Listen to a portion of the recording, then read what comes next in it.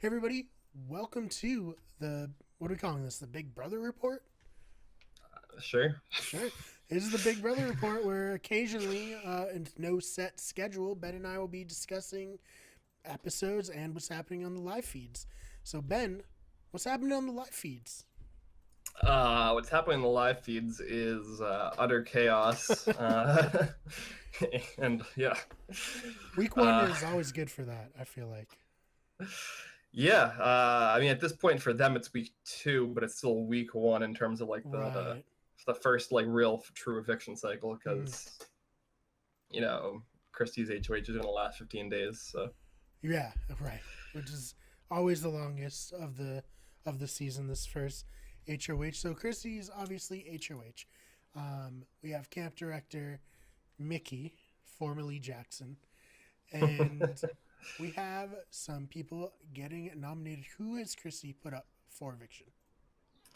right now, Christie has Kat and Cliff on the block. Hmm. Uh, I yeah. feel bad for Cliff. This has to be a nightmare. This has to be like he knew this could happen, but it's like, okay, cool. This is my worst nightmare come to life. I'm on the block week one or week two. I don't know what it is. It's week one. It might as Yeah, well. Yeah. It's week one, right? right. In terms of like, yeah, it's Eviction number yeah, two, eviction week one. cycle. Eviction cycle. Well, I think David is like eviction zero, right? It's Right. like before the game even really starts. Yeah, really dumb. Please stop doing that. Yeah, Please, please stop, Big Brother. Nobody enjoys it. yeah, no, yeah. We mentioned this in our little Mhm. Oh, pre-game thing Ben, we we're did. gonna keep. I wrote a blog about it also Yeah, because I don't like it. I hate when they do this stuff. But let's see. Are either of these two her target? well, it's actually interesting because when we got the live feed leak, Mm, the probably unintended live feed leak from last week before the feeds officially started, mm, it sounded like because this was the noms that Christy was talking about at that point. right. It sounded like Kat was her target, Mm, and at the time it seemed like that may be true, but I mean she was talking to Nicole, and as we know now, Nicole's kind of socially on the outs, so maybe right. it's not. Maybe it wasn't the case, Mm, but she was just BSing Nicole. But no, at this point, that is well. I mean, we'll see what goes on for the rest of this week. right. But as of right now, as of the way that the majority alliance, of which Christie is a part of, Mm, wants to go, the target is actually Kemi. this is a disaster. Yeah, This is not. I don't want this. We both said that we liked her in the preseason. We thought she was going to be a interesting and big character, but Bentley might rip her away from us yeah. No, I immediately. mean, it's not looking great. I mean, right now, well, we can kind of jump in to see what we can evaluate Kemi's chances are for Mm, real. But right now, it is definitely not looking good. If mm, you're a fan of Kemi, and fans of Kemi for the last 2 or so days have been not feeling it no, online. it's So been a real shit show online to say the least. yeah. Oh man. So I guess who is kind of in the position of power? Like, what's the dominant alliance going on right now? Right, so we kind of saw the start of this on the second episode on Wednesday, where we saw kind of a six-person group come together, and so that six-person group was Jack, Mm, Jackson, Mickey, and Nick, and then Christy, Bella, and Holly. right. And this six-person group had kind of immediately, from our understanding, expanded to an eight-person group Right. with those six plus Tommy and Sis, who's Annalise. Right. Right. Sis is And Annalise. yeah, Which is good because people thought they were calling Kemi sis yeah, on that feeds leak, and people were equally not happy about that. So I yeah, guess we at least dodged that bullet. But ooh, it's still a mess, Ben. Still a mess. So you said that's an alliance of eight, right? yeah. So they call themselves Grateful with Mm. the eight part of Grateful as an eight, Oh, so it's GR8 gross, full. terrible, hate it. Yeah, Better than so Faute, but yeah. just barely. Yeah, so I mean, the joke I've liked is calling them hateful. Yeah, I've liked that too. Which Yeah, when I originally saw people saying that, I thought it was like they're calling them hateful, but maybe they're like calling themselves like the Hateful Eight, something like that, you Mm-hmm. know. But no, they weren't clever enough to like. No, Cause yeah. that'd be a cool name, you know, named after a Quentin Tarantino movie. It's like kind of badass, but no. Yeah, no, that was not their creation. They named themselves the stupid name, and then the online audience renamed them to the more appropriate version. I like it. I feel like you need to go into the Big Brother house with like some good potential alliance names, you know. Yeah, and stop doing the ones with stop putting numbers in them. Every single alliance in the last like 5 seasons has had a number in it. It's like, all right, you don't need to like. If somebody hears the alliance name, you don't need to be broadcasting how many people are in the alliance. Yeah. You know, it's played out. It's Yeah, lazy. what was it? The 5 of us to the end in level 6 last year. Yeah. Oh my god, terrible. And what was it the year before? Paul's Minions, right? There were no alliance names on BB19. That was the one positive of that season. Thank you, Paul, for that and then ruining the rest of the season. Yeah, but I mean, you think back to like the Silent Six and like the what was the um, what was the Girl Alliance in BB18 that fell apart? I don't know. They were all of them are named after Minors. I remember there was a Category 4 name in that one. But that was because they had to name their teams.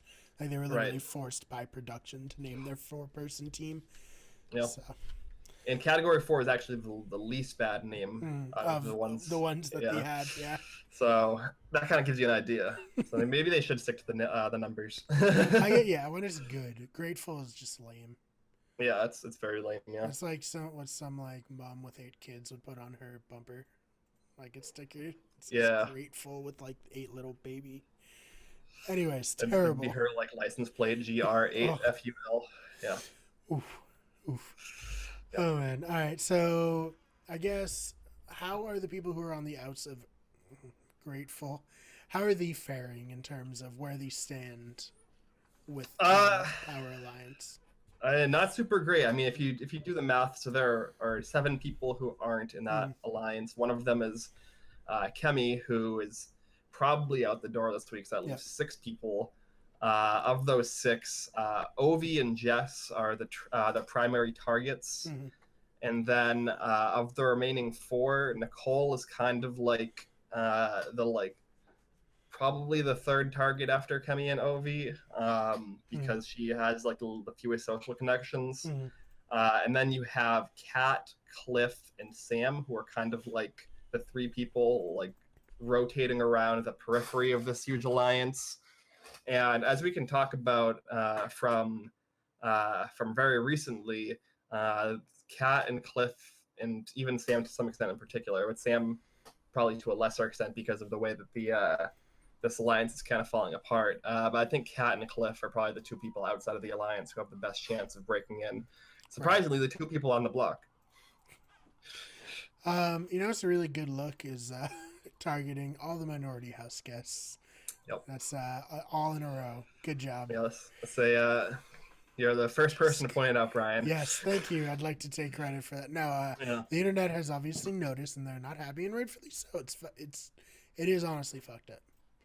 Yeah. And if you ever find yourself as a white person on Big Brother or Survivor, and this is like happening, you might not want to be a part of it. Yeah. Because it's a disaster, Ben. Yeah, and the people in the house have pointed it out.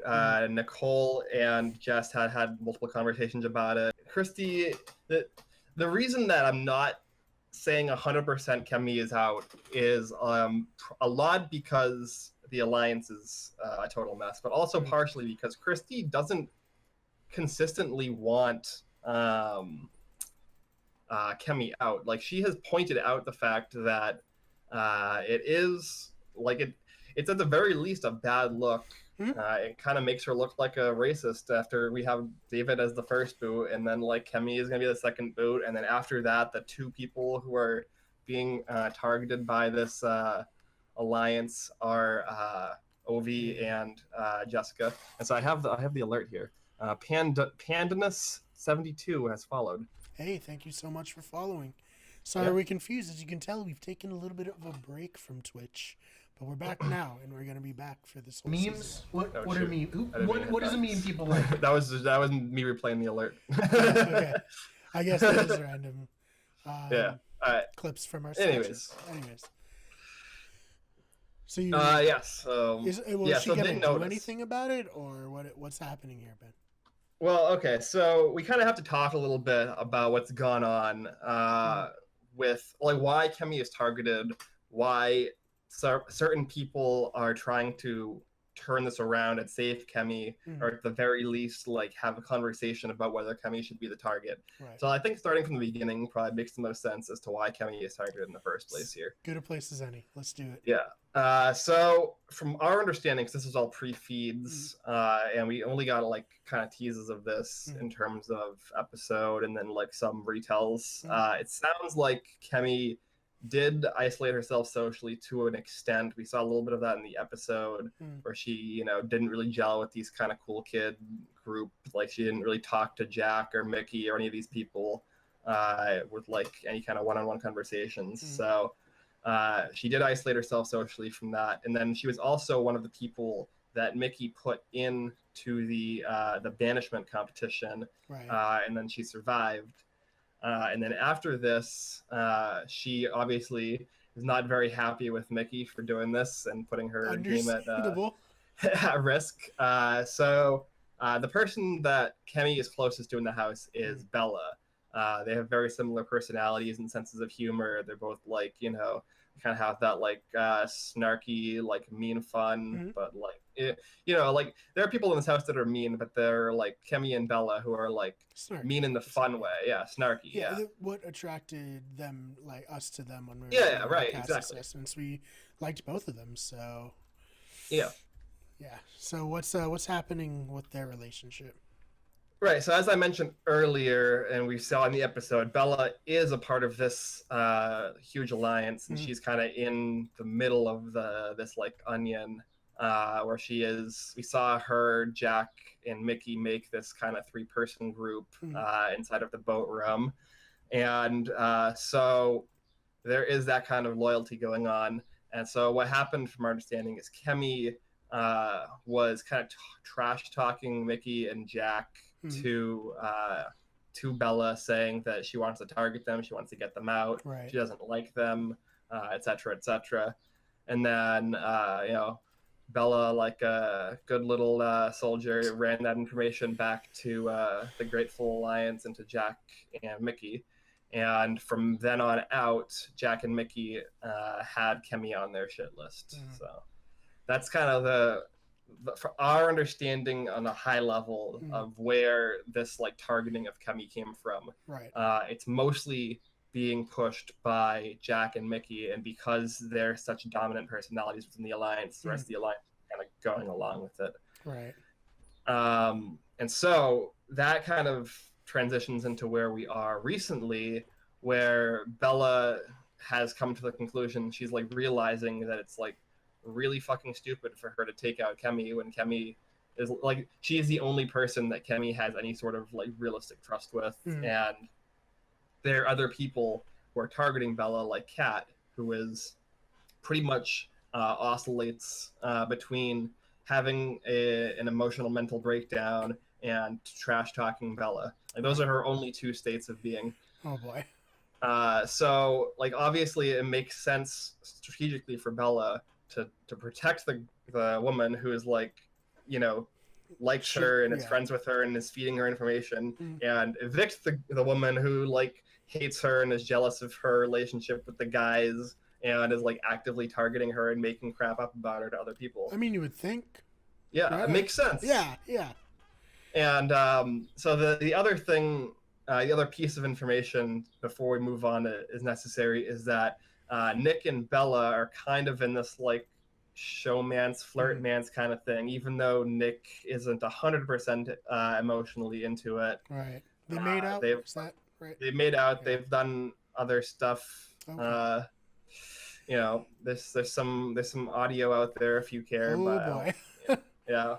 To all the people But interested, I'm sure you can it find it. doesn't. All you have to know is that they're basically a pair. Right, it'll probably be a related video to this one.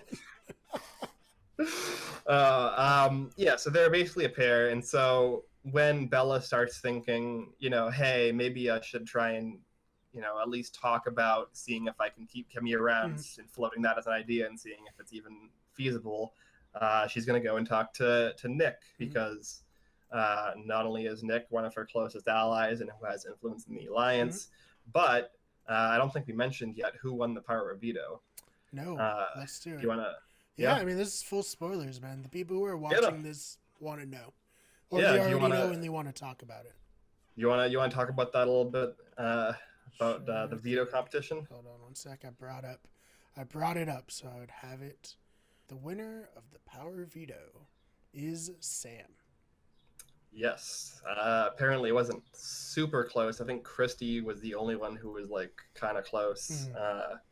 Also, Ben, when I write blog, should I bury the lead like 10 paragraphs into it? Is that a good idea? Because that's what the article I just read did. I had to fucking Control F veto. Yeah.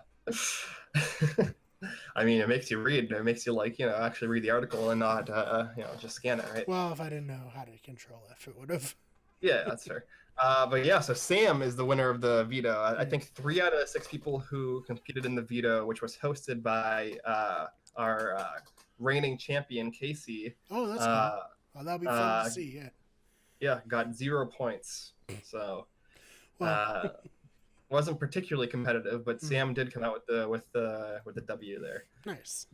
And that is relevant because Nick and Sam have a really good relationship. So if Nick is convinced by Bella that they shouldn't use a veto so that they can try and target Kat, then I think that Nick would have the sway over Sam to be able to pull that off. Right. However, literally as Bella and Nick were starting to talk about this in the hammock, everybody else in the alliance noticed that they were talking, were able to put together independently that they were probably trying to flip the vote to save Cami, and then all 5 of them except for Tommy, so that would be Jack, Mickey, Christy, Sis, and Holly, all went up to the HOH room and were like, yeah, so 100% Bella and Nick are going to try and flip the vote here. They're flipping on the alliance. They're dead. We gotta cut them out.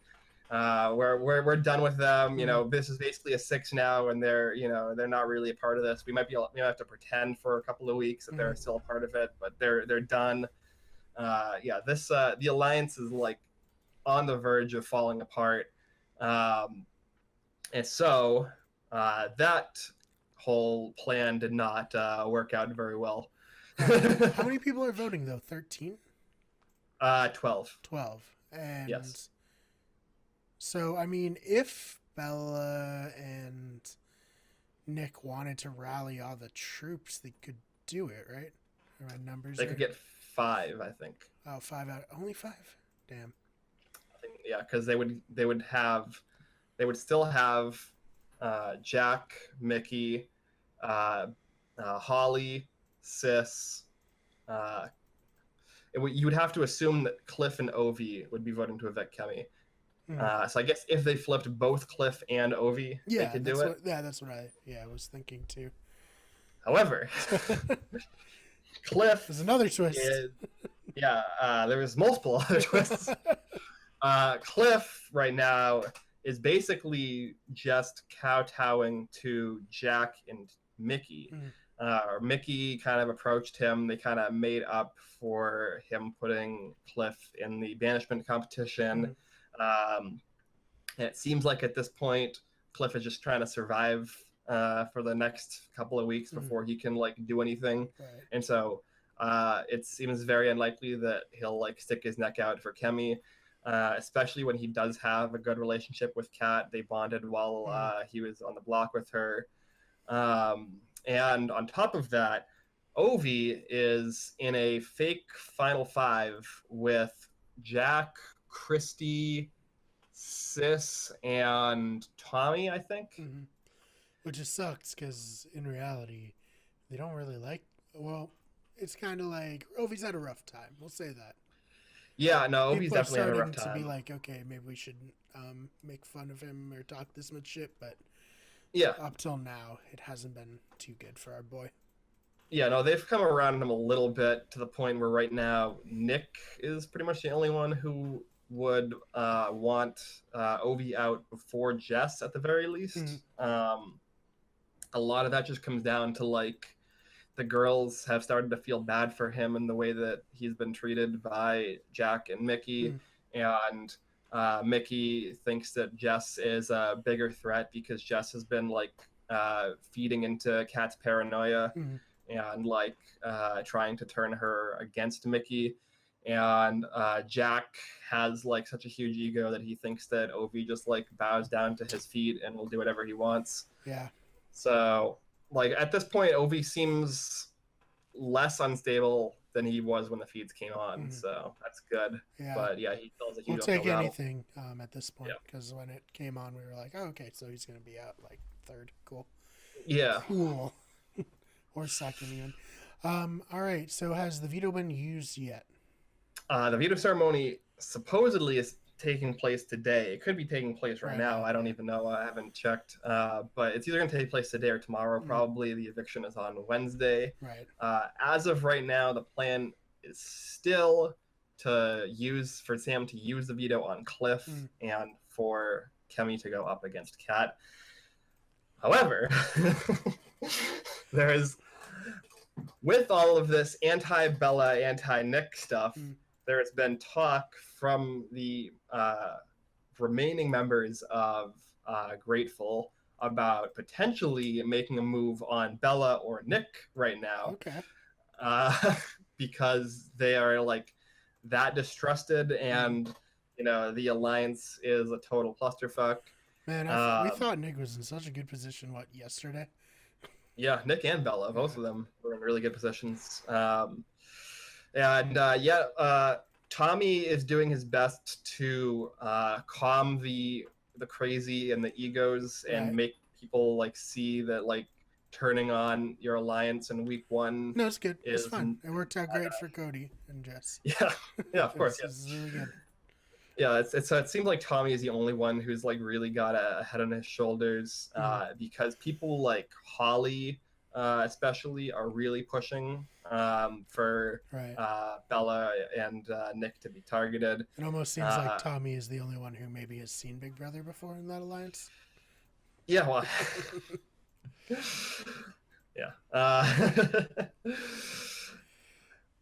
yeah. You know, as we said in pregame, seeing Big Brother before is like a huge advantage. Tommy is like by far the best player in the house. It's not even close. And it's because he's like one of 4 people who has seen the show before. Right. But yeah, so Holly is pushing very hard. Her line keeps like the line she keeps saying over and over again, which is information that she got through Kat because they do have that connection. Is that you know Cami is just taking the fall for Bella, and Bella's the bad egg, and Bella's like making all this stuff up, and is being a shit stirrer, and that Cami is just kind of like the scapegoat for Bella when you know she kind of got caught playing multiple sides. And so that's kind of like the thing that Holly has been pushing, and because Holly is close to Sis, who is like doesn't really have individual opinions, just kind of like agrees with whatever the person next to her is saying. And Christy is close to her. Ben. We know that. Yeah, I mean you don't need to think for yourself. You don't need autonomy in a game. Yeah. Come on. No, it's not important. She watched BB19. She knows. Yeah. Yeah, she's heard all about it from Nick too. Right. Yeah. Exactly. Oh man. So if you had to like guess at this point, what is the most likely outcome for this first eviction? I still do think that the plan that has been in place is the most likely thing to happen, even with all this craziness. Because it seems like what happens is there's a half hour to an hour of craziness, and then somebody like Tommy comes in and calms everybody down and says, all right, let's just get all back on the same page. All right, we can deal with this in like week 3, week 4. We don't have to deal with this now. Let's just stick to the plan. Try and ride this 8 forward as much as we can. pay attention to the fact that we know that Jack is overplaying and is a total liability, and we can take him out at a certain point. Know that Bella and Nick are doing their own thing and are not for the group, but we have to keep that in the back of our heads, and right now just focus on executing this plan. And so it seems like right now Cami being evicted is still the most likely, probably like 90-95%. Right.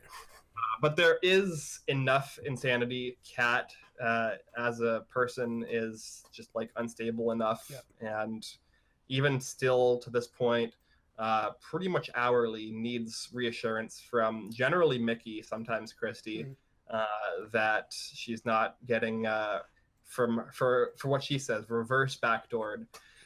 Reverse back. I think it's just a backdoor. Well, did she get to play in Veto? Oh, she's on the block. She's been on the block. Oh, wait, what? Her. Sorry, I didn't hear you said clearly. Yeah, so her what she calls a reverse backdoor is just getting evicted. Yeah. Okay. It's like, we're going to tell you that we're backdooring somebody, and then we're not going to actually vote that person out. We're going to vote you out instead. And so the backdoor is like a distraction the plan. The front door. No. Yeah. So. Oh my God, I love it. So yeah, that's what we're dealing with Kat. So it's a lot, and I don't think that maybe if she survives this week and she doesn't immediately go back up on the block next week, which is pretty possible, she might calm down and not continue to have emotional breakdowns every single hour on the hour. But we'll see. Yeah. All right. Is there anything else you want to mention before we sign off? You want to talk about the funeral? Oh yeah. So right before we started this, I was on the BB Reddit, and they were having a funeral, and I was like, Ben, what did he have a funeral for? And he was like, the fish. They killed all the fish already. All of them are dead. How do you do that, Ben? You don't feed them. Seems pretty straightforward. Yeah. Seems like, oh my God, Ben. These people are messes. Yeah. No, they're all total messes. There's obviously this week is not going the way that the audience wants it to. I think that Jack is. I've never seen a person in modern Big Brother to be as universally despised as Jack is right now. Yeah, there you go. There's Shaq action figure right there, burning that. Yep. So sorry, Jack. And obviously most people really like Cami and are very upset that she's likely going home. People really like Ovi and are really upset that he's likely not going to be surviving for the next few weeks. And this alliance in general has said a lot of really mean things just totally unnecessarily. This is not a good time. We did not like BB19 because of all the shittiness and BB15, for instance. Some people are maybe comparing it to that a little bit. And then we loved BB20 because the first week was crazy, but in an actual game way. Yeah, and you had two sides, and you could see an argument to root for either side, right? Yeah. And their fans, reasonable people who are fans of both sides, and you had good players moving back and forth, and and there was a crazy flip. We're not the type to stand people, so for us, we were just this is just fun. This is cool. We want two sides of the house going at it and blind sides, and it's not what we're getting right now. So hopefully someone does something to change it, because Jesus. Yeah. There's so much paranoia in this alliance. There's no way, even because Cliff has been doing these morning. I saw somebody call them Cliff Notes. That's good. I like that. Yeah. So he's been doing these morning camera chats. He's been waking up an hour before everyone else, going into the boat room and just talking to the camera about his view of the game and his strategy and his stuff that's going on. And even Cliff is yeah, I'd be very surprised if this power structure doesn't just dissolve by a week from now. It doesn't. Yeah. I I mean, there's probably not anyone in this cast like Derek who can like circumvent a complete like annihilation of the alliance by just removing the unstable member, you know? Well, it's hard when like most of the alliance is unstable. Right, it's everyone. Yeah, this is like the bomb squad, but everybody is Devin. That's gonna be the title of the video. Yeah. Hateful Eight, the bomb squad, but everyone is Devin. Just put Devin's head on all of them. Yeah, except for Tommy. Tommy's the only one with like, who's like, Something got like his that. head in the game. Yeah. Oh man. All right, Ben. Where can they find you online to hear all of your hot takes? Yeah, you can find me tweeting up a storm about Big Brother 21 and the live feeds at Ben Sharon. Yeah, I've already tweeted probably more than I've expected to about this season, mostly just like complaining about how awful everyone is, how I'm like frustrated that this like flip isn't going through, and how bad everyone is at the game. Yeah, I mean, there are like maybe 3 good players right now, like Tommy, and then like I guess is Holly really the second best player right now?